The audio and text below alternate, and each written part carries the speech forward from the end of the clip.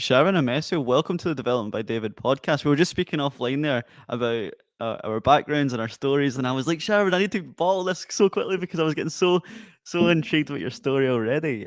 If I were to say to you, who is Sharon Amesu today in 2023, how would you bring that to life? Uh, wow. Well, could I just say a huge thank you for the invitation to be a part of this conversation with David. I'm really touched and inspired when I heard about your background and the work that you've been doing and what you're wanting to do and the difference that you're wanting to make in the world. And so, thank you for the invitation to join you. So, there are so many places that could begin. I'm a mum of three. I am a former criminal barrister. I was in practice for 16 years. I am now a director of a organization that supports other organizations with leadership development and diversity and inclusion. I also wear several other hats. I sit as a non-exec director on a number of boards. And that really is about helping those boards to be more effective in the communities that they sit in and they serve, and also to ensure that they're bringing greater diversity, different thinking, different approaches to their decision making so that they can be more impactful in their work. So, a range of different things, a range of different hats, David. Amazing, Kit, busy. I recognise, much like Mona, kind of regional accent. Where were you born? Indeed. So, I hail from Manchester. So, I'm Manchester born and bred, very, very proud Mancunian. And I don't know if you're familiar with Manchester at all, but I grew up in a district which is neighbouring Hume and Moss Side. I was raised in Whalley Range in Manchester. I've heard of Moss Side. It's quite a deprived area, isn't it? So there's been significant deprivation in Hume and Moss Side, but certainly as we see what's been described sometimes as the gentrification of the area, we're seeing an increase of you know certain types of higher end accommodation moving into those areas, and the local population sort of being ousted further out. So you're actually seeing the expansion of the city centre, certainly into Hume, and no doubt that will expand into Moss Side. But historically, for sure, it's an area of significant deprivation. What did it like? What did it look like for young Sharon in that area? How did your life begin? What was your surroundings and beginnings like? So for me, I'm a grandchild of the Windrush immigrants. So my grandparents came to the UK from Jamaica during the 1940s and 50s, and they came to post-war UK on invitation as they were members of the Commonwealth. And of course, after the devastation of the Second World War, a lot of the members of the Commonwealth were invited, in particular from the Caribbean, to rebuild Britain. And so my grandparents were among those who accepted the invitation. They came over, and their intention was really to see how they could support the economy and also provide opportunities for their families. So my grandparents came, and when they first arrived, they would see signs on the doors when they were seeking accommodation, which would say, "No blacks, no Irish, and no dogs." And so the welcome that they thought that they were going to come into is not the one that they actually experienced. They experienced significant racism, exclusion, isolation in many ways, and the opportunities that they were hoping to access again were not there, were not available to them. And so career opportunities essentially amounted to the lowest rung of the ladder in any occupation, notwithstanding the high level of qualification that many of them arrived into the UK with. It was in this context that my parents came into the UK during the 1960s and 70s, and those limitations as far as aspiration is concerned on their part, not ambition, but actually what they might actually accomplish and what they might actually achieve by virtue of the social constructs at the time, meant that for many of them, they too weren't able to achieve their potential. And it was with that sense of limitation. In particular, we had issues of civil unrest.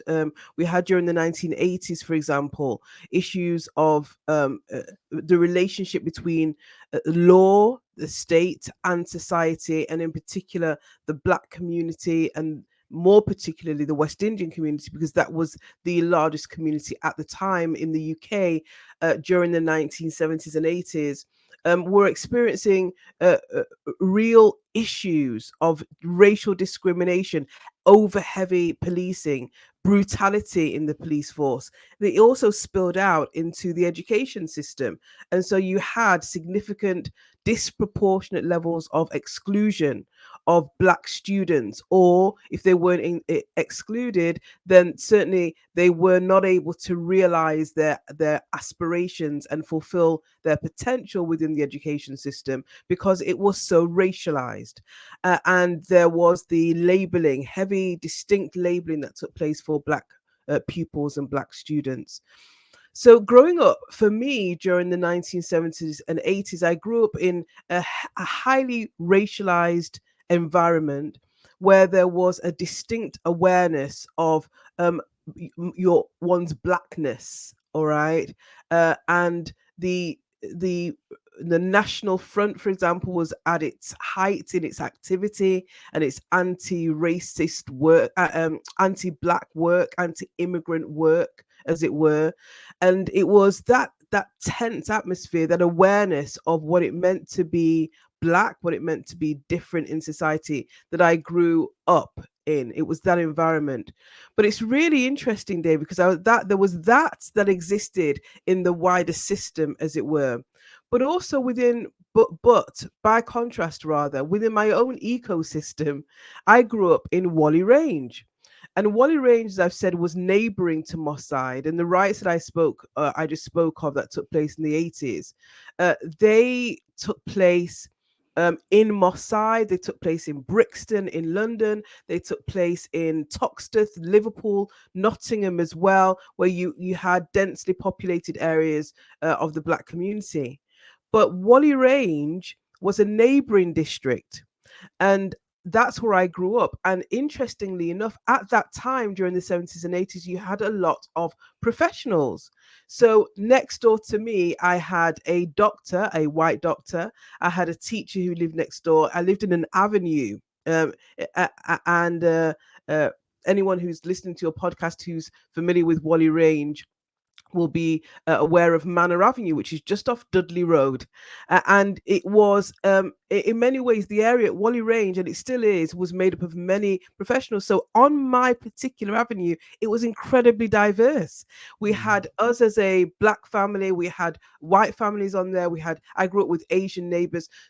In my school, which was St. Margaret's School, which was literally up the road, it was again very diverse. So I grew up with a significant amount of diversity around me. I also grew up, as I've said, there was a doctor next door, and I remember they had a piano in their house, and we always used to go across, and I just used to bang on the piano. I didn't learn anything, David. You can't play a thing, but it was just that openness. So I had, growing up, a sense of exposure to professionals, and even though it's the case that when my parents came, they my I was the first in my family to go to university, but the academic ambition was always resident in my home. My parents recognized, celebrated, encouraged avidly reading and education as a means to climb that ladder in society. And so, surrounded by books, going to the library constantly, recognizing the value of education, that was at the heart of everything in our home. And it's really interesting because my dad, when I was growing up, for the most part, for example, my dad was he was a mechanic, right? And he decided, he was always ambitious, and recognized the power of academia. And he went to night school, as it was called then, right? So he had all of us. He went to night school, Abraham Moss College. He then changed his career completely, became a careers advisor, went on to do a master's degree at Manchester Metropolitan University in education. And for me, that just gives a sense of this sense of agency that I had, that I grew up with. And it was the anything's possible if you believe in yourself and you've got the drive and ambition. Oh, I love that so much. I'm playing Post-it Note Rain with all those insights and experiences, Sharon, and I love that point about agentic control that your dad had, and how that kind of allowed you to then believe that you have control over your outcomes, despite all these systemic um, issues and prejudices and hardships that uh, it's refreshing to hear that you said, "Well, yes, these exist, but because I can look at my dad and he's taking control of his outcomes, then maybe I can too."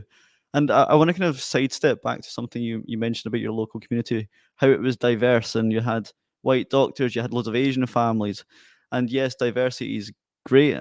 I'm a huge advocate for diversity, but also how inclusive your neighbouring areas were.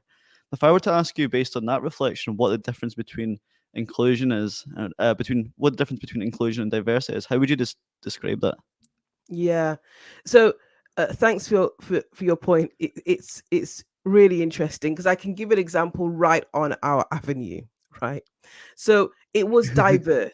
It was diverse. There were diversity is just essentially difference. Are there people who look different, have different experiences, different backgrounds in your circle? For sure, there was diversity there.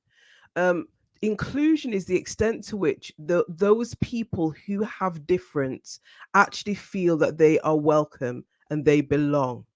All right. So, in many ways, especially in modern society, as we continue to experience inevitably and for the greater good of society, an increase in our immigration, we are going to be more diverse over the next 20, 30 years. We will see greater diversity.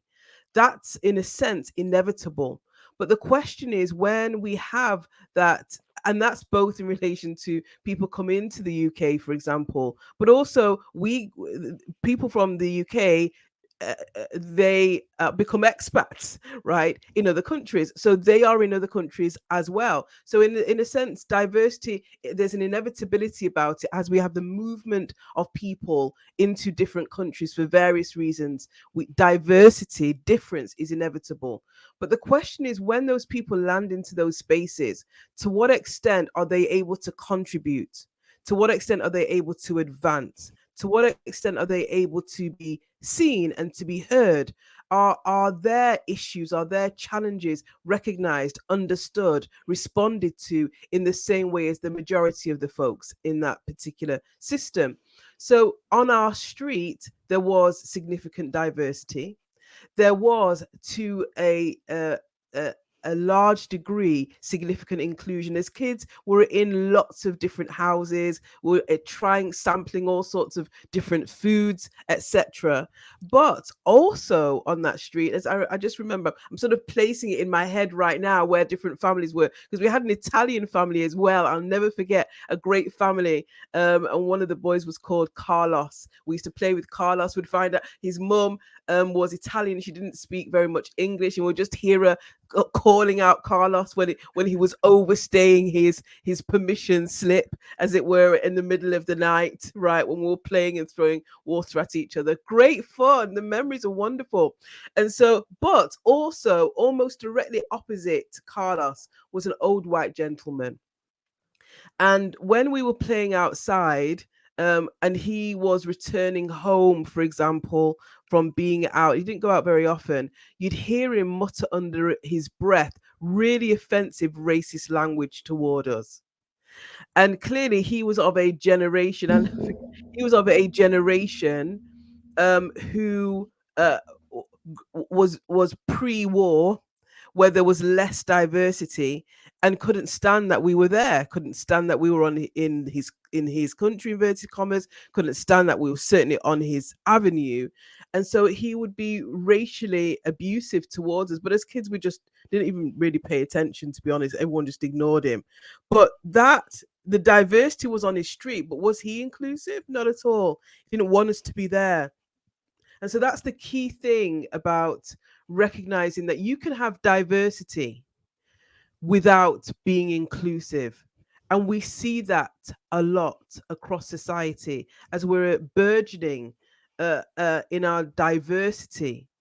We can see it in our organizations as they burgeon in their diversity. What is the experience of those in that organization? Do they feel as though they have the same opportunities? Do they feel that there are barriers?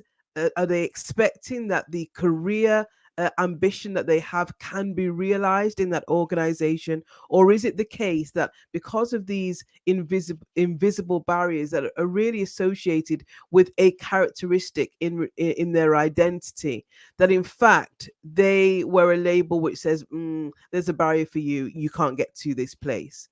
And understanding that is so important to our effectiveness in driving the equality and diversity agenda.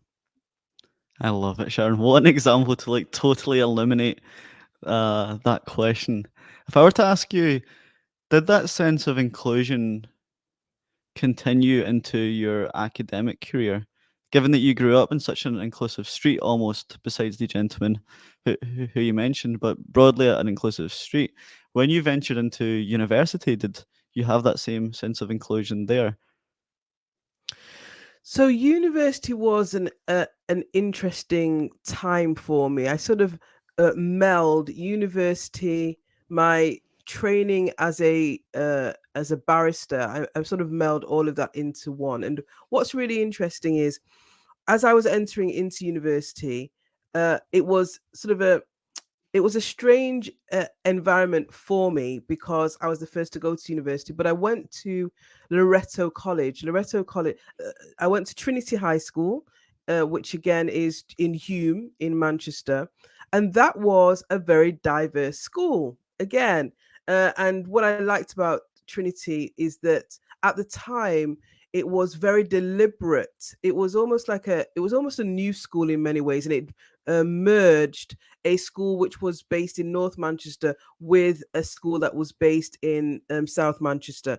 And so you had students, middle class students, who came in, principally white students who came into Hume, and you had local students as well. And so you had great diversity there. And many of those students went on to local colleges. So again, Loretto was very diverse, and the expectation for those who went to Loretto, and there was another college that was very similar to it, Catholic colleges called Zavarian, was that those who went to those colleges would then go on to university. So there was the expectation and the ambition early on that was seeded. So when I went on to university, the what it was alien to me, but there was an expectation on my part that I would be there. And the students that I was among, clearly I was a minority in the cohort, but I had a real sense that that was where I was supposed to be. It was, and that continued on certainly into the early part of my training as a barrister. The place that it really became quite stark as to uh, whether or not I should be here is when I really embarked on my training specifically at the bar. And there, we were probably 5% of the population as Black students, if that. And Really? what was great, we had a really strong support. So, probably a couple of years ago, we had a mini reunion of some of our group, but there were probably about 6 or 7 of us uh, out of that cohort. We were in London, and 5% at most.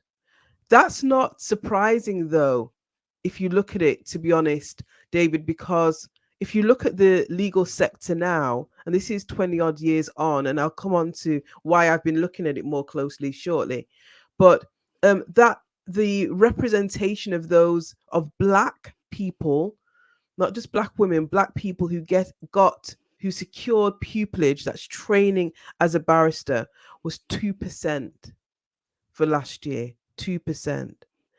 Notwithstanding the fact that we have higher levels of uh, in many ways, there's an overachievement. You have black people in occupations where they are more overqualified than their counterparts in the workplace. All right. We have a disproportionately higher level of black students who are going into higher education, but and therefore that points to the high levels of ambition, but there is an attainment gap. So the results and achievements that they're gaining once they leave, the qualification levels that they're gaining when they leave university are lower than their counterparts. And then So you have just to kind of jump in on that one, do you think that's yes, because of their university experience? Because maybe the lack of support, inclusion, and diversity within those 3-4 years, do you think that's what's driving the poor attainment at the end? It's not the belief, it's not the inner self talk, it's the kind of university experience that's affecting them in that sense. really interesting question. The research at the moment is insubstantial, but it's pointing to a combination of factors. All right. One is the university experience of the students, namely the extent to which they feel supported, the extent to which I mean, this is what's interesting is that you have those universities which are principally first time into university students, right? And they tend to be your old polytechnics. I don't know if you remember that term at all. It'll be Yeah. dating you if you do, David. But your old polytechnics tend to have your first time to university, first in your family to university students. An attainment gap sits there as well. But you also have your students who aren't first time to university, whose parents would have gone to university, because we're in that generation now. That's my generation's children. All right. So they're familiar with the conversation around university. They're used to academic conversations, etc., etc., etc. Yet still there's an attainment gap in that particular grouping. So it's not a lack of awareness necessarily. It's not a lack of appreciation. There's still an exposure. There's an exposure that they would have had to academia. There's an awareness that they'll have about how to navigate what would otherwise be an alien system. So there is a complexity there in relation to their experience, which means they've got an awareness of how this works. But when they get there, what are they experiencing? There's also genuine question, and we know this about discrimination, prejudice, stereotyping, bias within our systems. And that we see factoring not only in relation to grading, all right, but then we see that coming on board when it comes to your post graduation opportunities. So, Black students in particular, disproportionately low levels of job success in their applications post their graduation. So, graduate opportunities, Black students are getting less opportunities. All right. And that also factors because the socio-economic, and I think this is really important to talk about because sometimes there's a divide and conquer when it comes to talking about social mobility and race, for example. And there is a false dichotomy between the two because it's not an either or. Actually, I see it very much as a policy driven approach to bring division where there isn't one. There is huge overlap, and we're speaking to by and large, in many ways, oftentimes the same communities and the same issues. So, if it's the case that I look at your background and I see that you haven't hailed from a background where, in fact, you went to a private school, and that's irrespective of the color of your skin, and my sense is that therefore you won't belong. That's not about the color of your skin. That's about your socioeconomic background. You're not going to be a fit. But also sitting alongside that, if I see that your name is not John, it's Mohammed, or it's Akeem, then my sense is that you're not going to fit, and therefore you're excluded. All right. So you've got socioeconomic, you've got race. What's really interesting is that there's the points that I make here, David, are proven. There's evidence to support this. All right. One of those being just a report that this week that um, Good Morning Britain did, some research that they did in relation to the police force. All right. And what they found is that there was a view, there was a perception that people from Black and Asian communities didn't want to join the police force, which, in all honesty, wouldn't be surprised with what we've heard about racism and sexism and so on in recent times. And so there was a view that there was a lack of desire to enter into the police force. Good Morning Britain did some research and found that that's not the case at all, that there is an ambition to enter the public service in that way. There just isn't the access. And a former senior leader in the police force came and did an interview on Good Morning Britain and gave an example of how a black person and a white person were interviewed for a police police officer's position. The black person was asked about cannabis and asked what his views were on the legalization of cannabis. The white person, that black person, I believe, didn't have a criminal record. They were just asked about their opinion. The white person was asked about, was not asked about cannabis, and he had on his record a public disorder offense. So he had a conviction. Only the white person was recruited. The black person wasn't. And so for years, the police force have been saying, well, we're not attracting people into the profession. They don't want to join us. This research completely unearthed the fact that that's mendacious. There's a mendacity. It's a lie that people from Black and Asian communities do want to join. They're just not being given the opportunity to. And when it comes to career progression, that continues.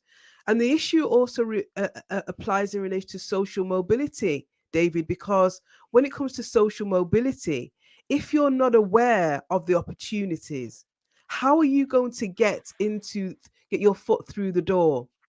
If you don't see anyone who's progressed from your background into those opportunities, how are you going to see that it's possible for you? All right. If you've been surrounded in a community where there is joblessness and worklessness, and that's become your norm, how are you going to be able to think differently about how it's possible for you to actually raise ambition and aspire and to strive?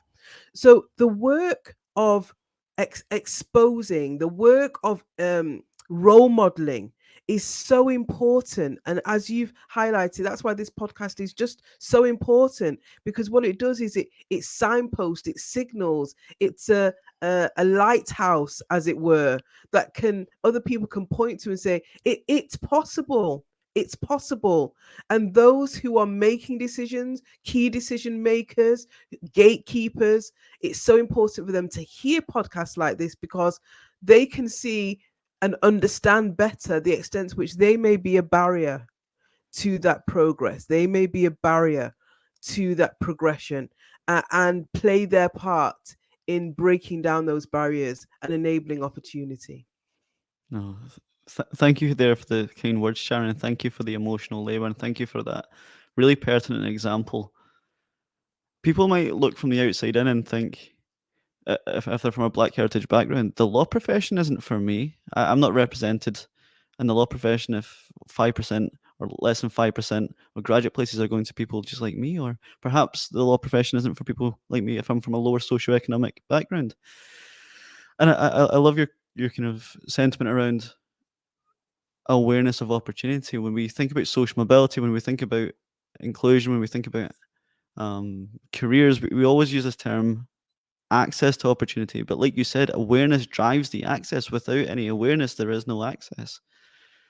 That being said, reflecting on turning this back to you and using your story as an origin story, when you joined the legal profession, what was the kind of symptomatic experiences that you might have experienced when you joined? Did you feel like it was for you when you joined? How did you kind of break the mold in that case? How did you become the 5%? So I had the great privilege of having parents who, as I've mentioned, were very proactive And they were proactive not simply in driving very significantly and heavily and directly, avidly, the importance of education, but also they were proactive in being community conveners to raise and bring about challenge to issues of injustice. So when I was growing up, David, there were, as I've mentioned, many Black students who were being excluded from the education system because of the color of their skin. They were being marginalized, they were being labeled, they were being hugely discriminated against. And so many of the West Indian parents of those children were at the height of their frustration because they knew of the potentiality of their children and the fact that that was being constrained by the education system. They weren't able to realize their ambition. And so these parents convened a forum which was actually led by my dad, and they would meet at a local library in Moss Side on a weekly basis where they would discuss the issues and think collectively about how they would support each other in bringing challenge to those issues, how they would convene their collective voice and articulate their point clearly to and speak truth to power. And that also, in many ways, spilled out into the situations that they were experiencing as far as policing was concerned, because there was so much of an overlap between, in particular, Black boys in education and policing and the approach that police were taking to their boys on the street.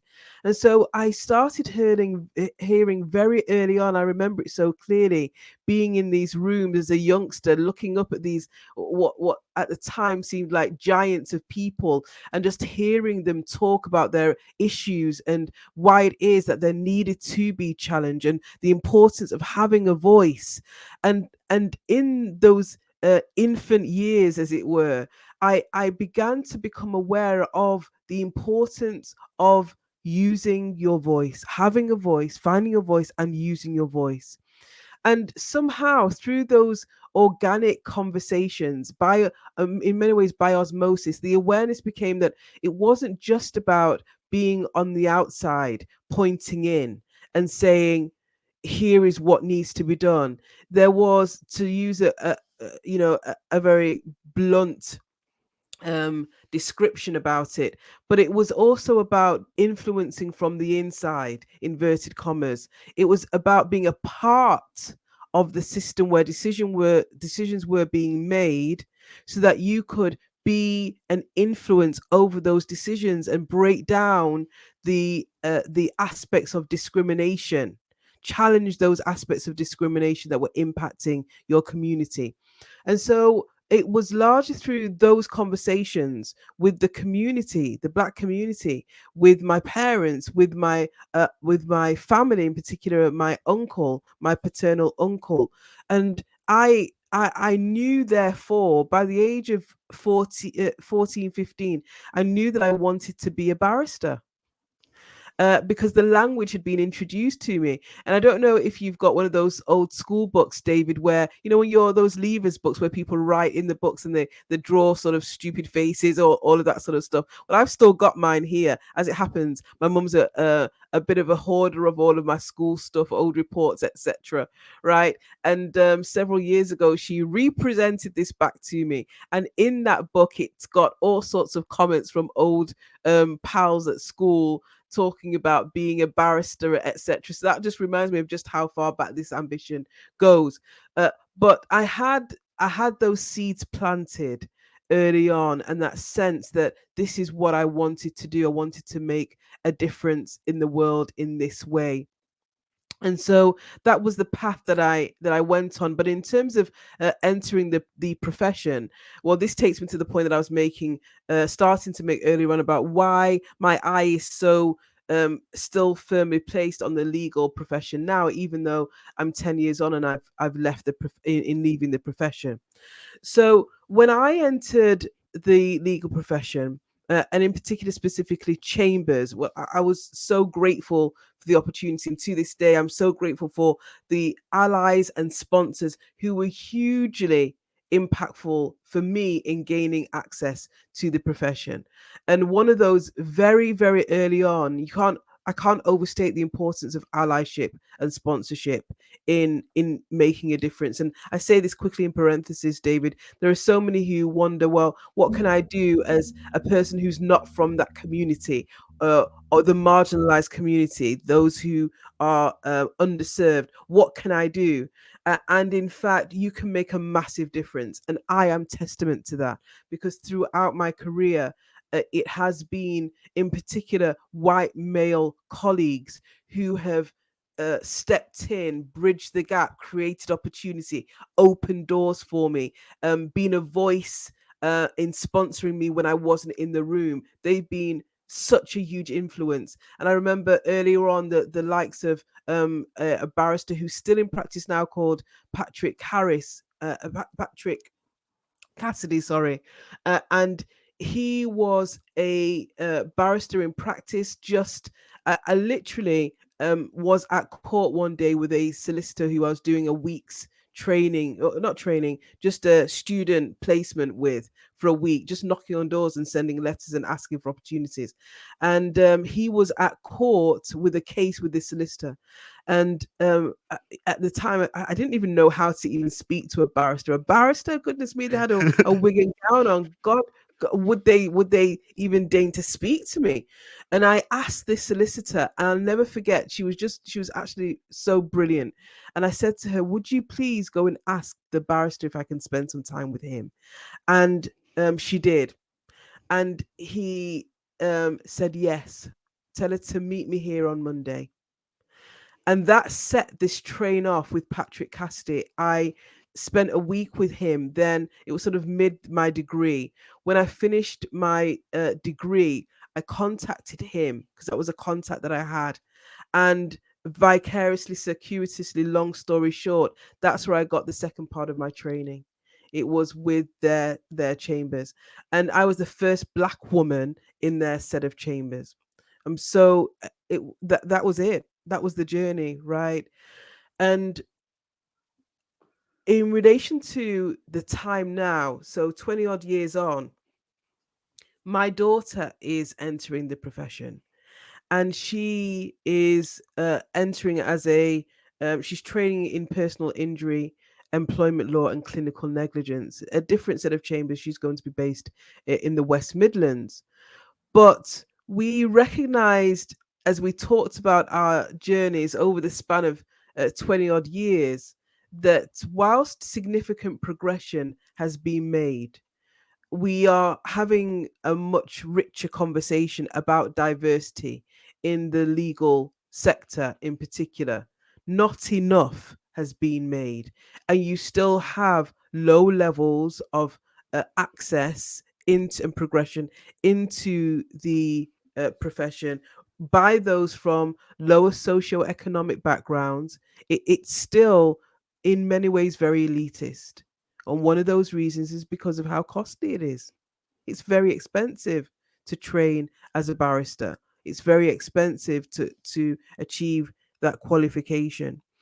And so it's prohibitive in that regard, but also in terms of those from a racially marginalized community gaining access. And I quoted the data, the statistics early on.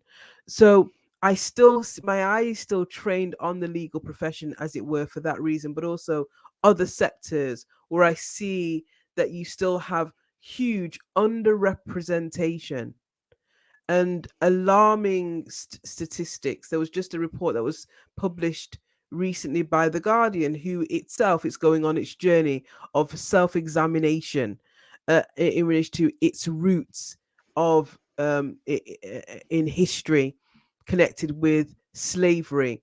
And Manchester, where I hail from, as I've mentioned, uh, to a large degree, Manchester, Liverpool, Bristol, their entire economy was built on the back of the slave trade, right? And so there's almost an awareness of the reckoning that those who have benefited, those economies that have benefited, those cities and communities that have benefited and still continue to benefit, all right, by extension, for those institutions being established generations ago, still being in situ now, that there is a need to look at ourselves, look at our history, and see what in what ways have we progressed. And there's a report that was published by the Guardian, which has looked at all of those, each of those cities, Bristol, Liverpool, Manchester, who have benefited, and the fact that we are still seeing, despite diversity, back to the point earlier on, despite significant diversity in Manchester, we've got significant levels of diversity, but we don't have inclusion in the way in which we should. What do we mean by that? Well, where does representation sit? Does it sit at the base of the mountain, ground level jobs, which are important and which are laudable and which are necessary? All right.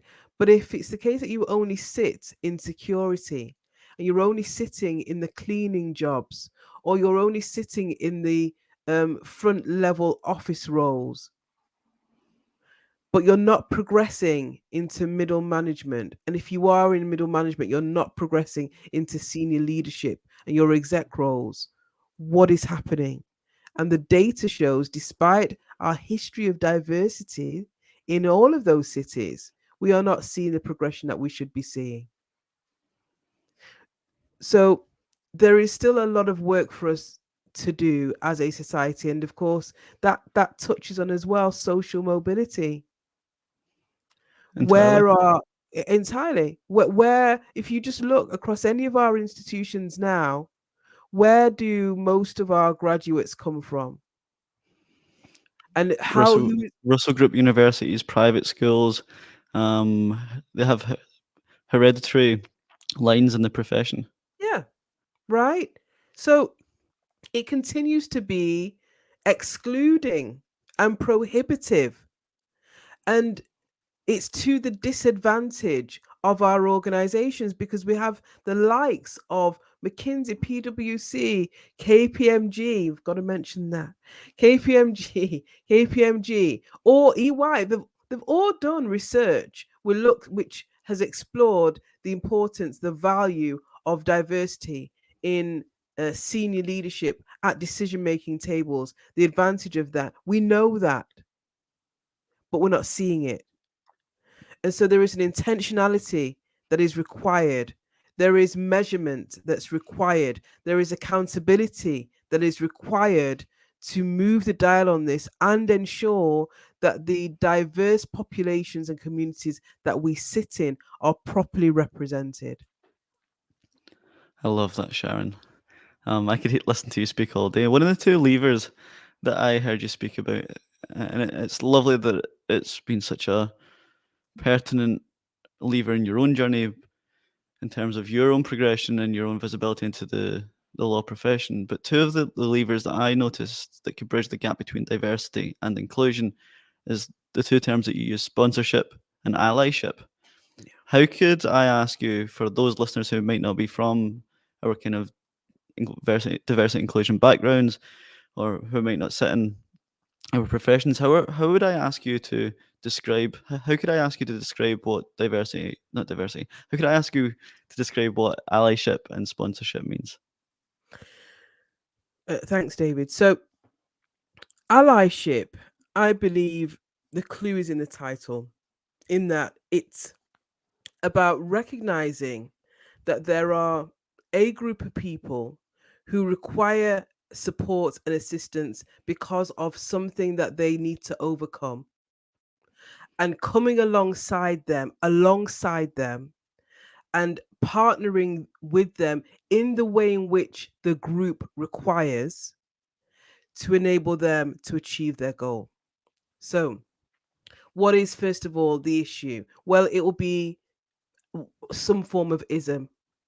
It will be racism, sexism. It will be about social mobility, that they're not able to progress through the barriers. It will be an ism that is causing some level of disadvantage and unfair treatment, lack of opportunity. And it's asking yourself, as a member of the majority community who has the access, who has the chair at the table, asking yourself the question, how can I leverage my influence, my power, my voice to help to reduce the barriers faced by that group?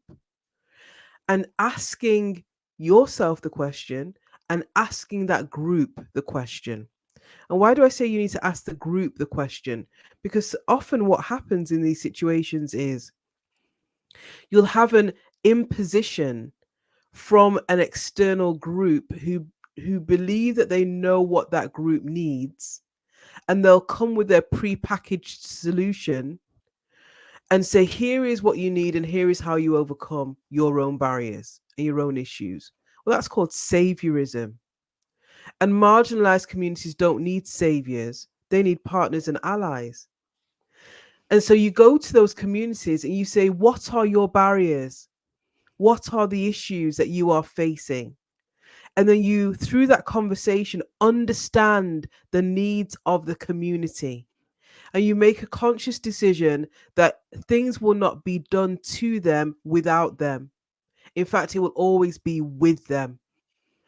And you then do your mapping of the influence, the power, the voice, the access, the opportunities that you have, and you look at how you can bring those awareness of the barriers, the opportunities that you can create, and you bring them together to effect change.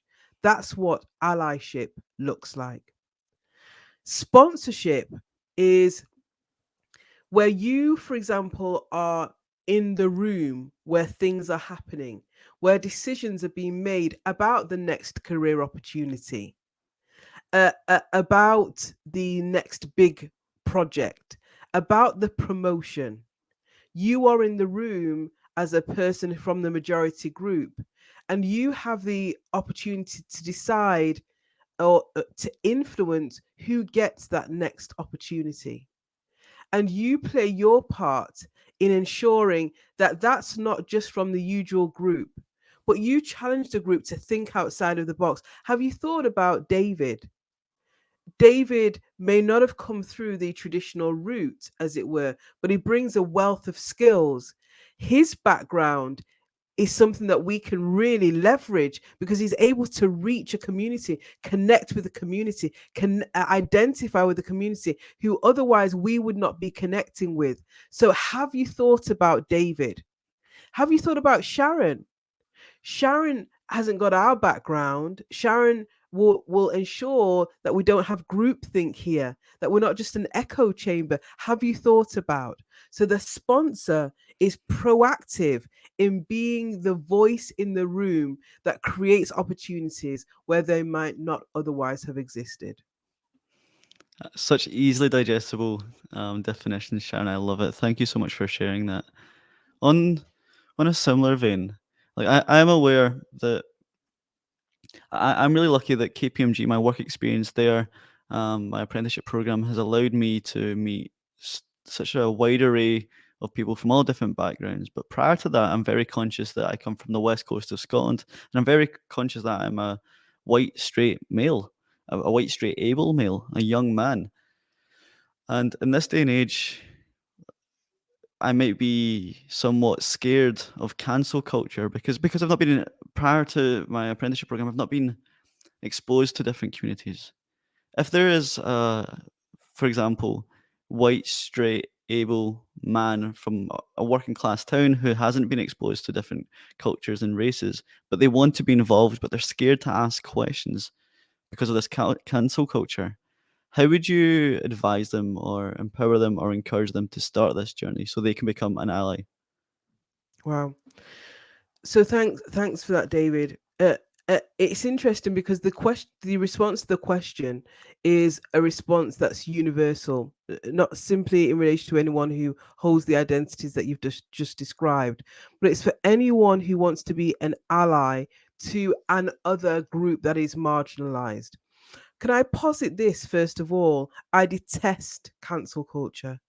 I detest it because cancel culture is one of the main reasons why people are scared to ask the question and would prefer to exist and inhabit the comfort of ignorance rather than lean into the unknown to ask the question and better understand. And I would much prefer that you ask the question and better understand than be in ignorance and maintain the status quo. Because we cannot effect change unless we learn to talk across difference. We cannot effect meaningful change unless we learn to talk across difference.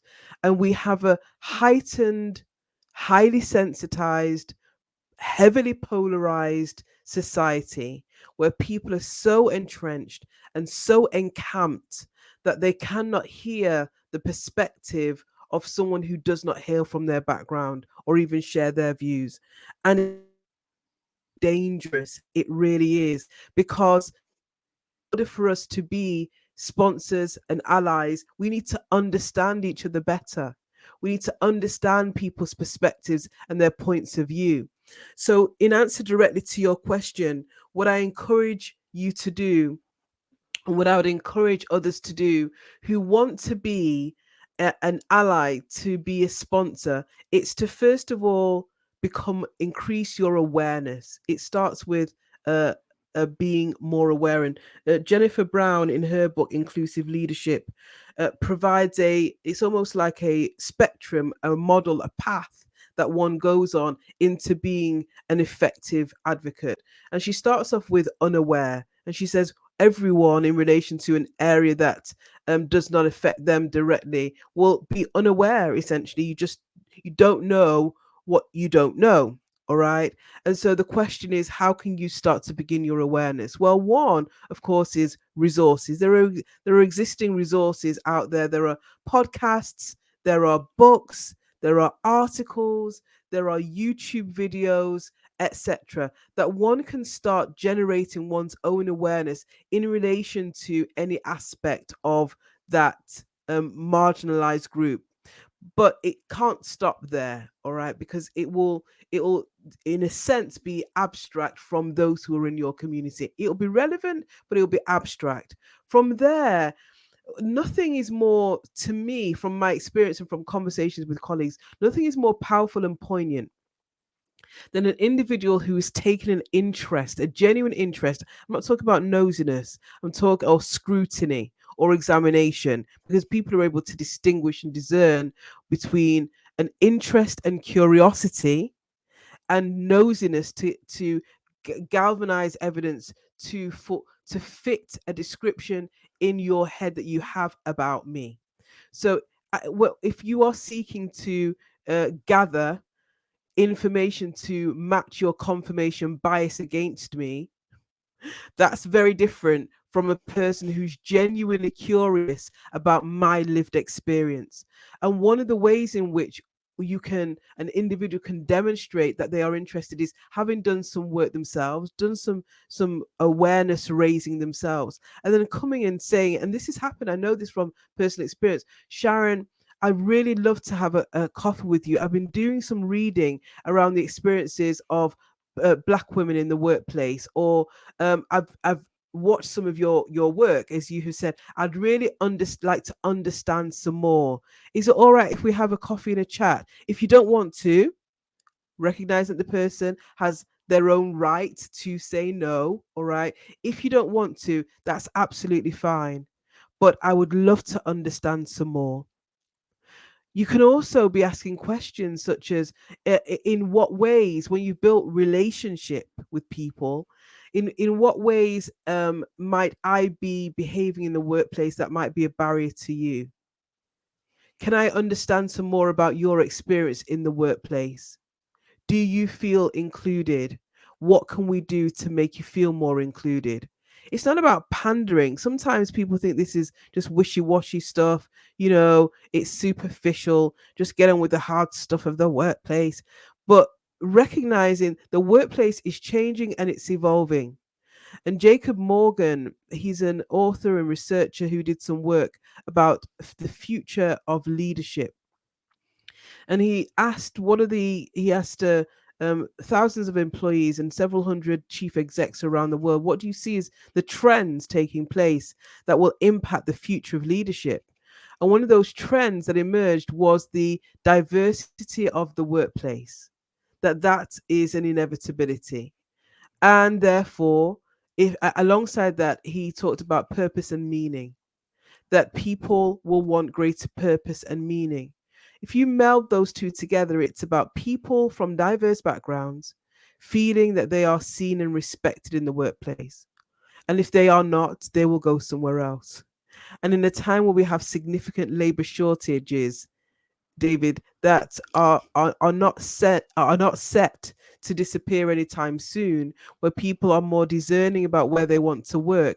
If you are not a place that is ensuring that people are feeling included and that they belong, they will go somewhere else. So this is so important. It's so important for us to uh, harness our ability to raise our awareness, to increase our cultural intelligence, to be able to be effective in asking questions in the right way, in a way which is genuinely discerning, but also accepting you will make mistakes. You will not get everything right. You cannot. It's new territory. You are pressing into a new frontier. You will make mistakes. And to uh, reduce your defensiveness about that, be open to challenge when someone from that community says, actually, the way that you said that was quite offensive. Actually, there's another way of approaching this. Actually, I don't want to talk about this and I'd rather not. uh, Understanding that it's very much about the individual, but sitting alongside that, I often say it's so important for those who are from minoritized communities to support the ally. I know that might sound stupid, but be an enabler of the ally.